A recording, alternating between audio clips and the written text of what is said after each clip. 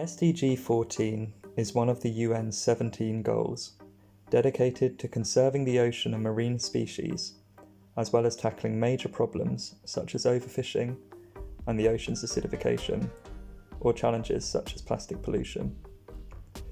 Plastic pollution is a huge issue because plastics decay into smaller and smaller pieces, microplastics. 80% of marine pollution starts on land. Today, we live in a world where plastic consumption has become the new normal. We see plastic everywhere, and we use it at all times. 2020 has been a horrifying year for plastic pollution in the ocean. COVID-19 has brought an enormous boom in plastic items. We are suddenly experiencing the surge of products we didn't use before. We are using disposable face masks that we can now see lying around outside, polluting our land and rivers.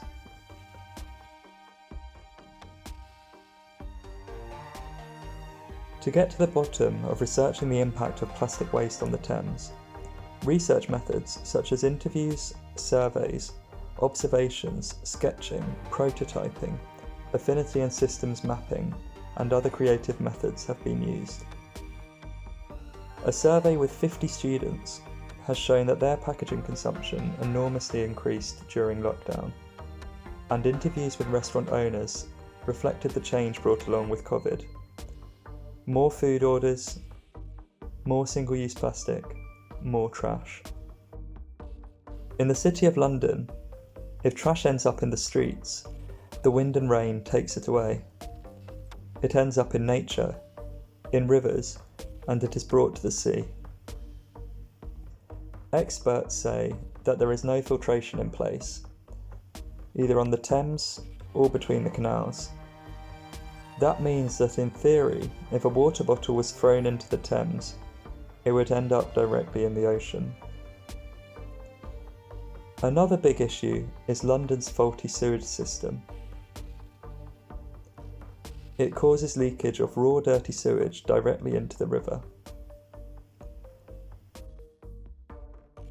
This problem arises because London has a combined sewage system, meaning that water from sewers, like your toilets, your sinks, your drains, your washing machines, and the stormwater runoff are going into the same system.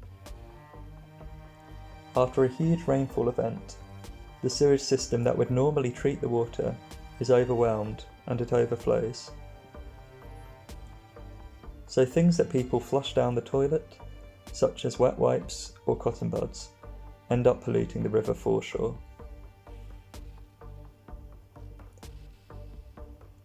Here we must ask ourselves, if the systems in place are not working, doesn't it come down to user behaviour?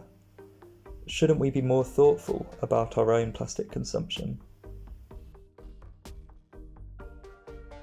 Since July 2020, over 6,000 bottles have been found on London's river foreshore. It is important to seize the public's attention about these issues, to spark awareness about alternative solutions to plastic bottles. We can take reusable bottles.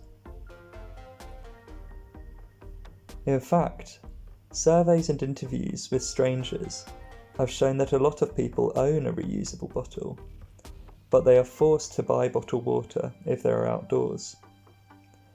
That is because there is no other option than plastic outdoors. What if an improvement was to be made?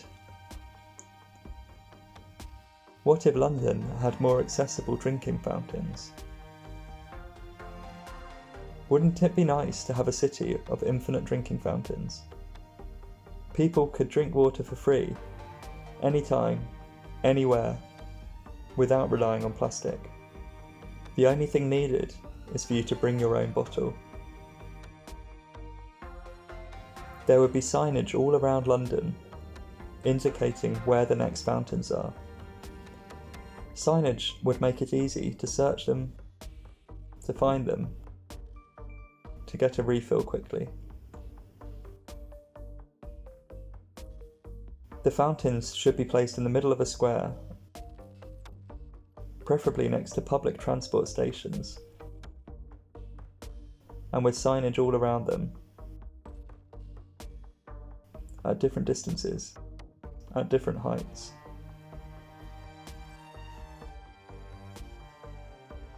Just bring your bottle and fill it.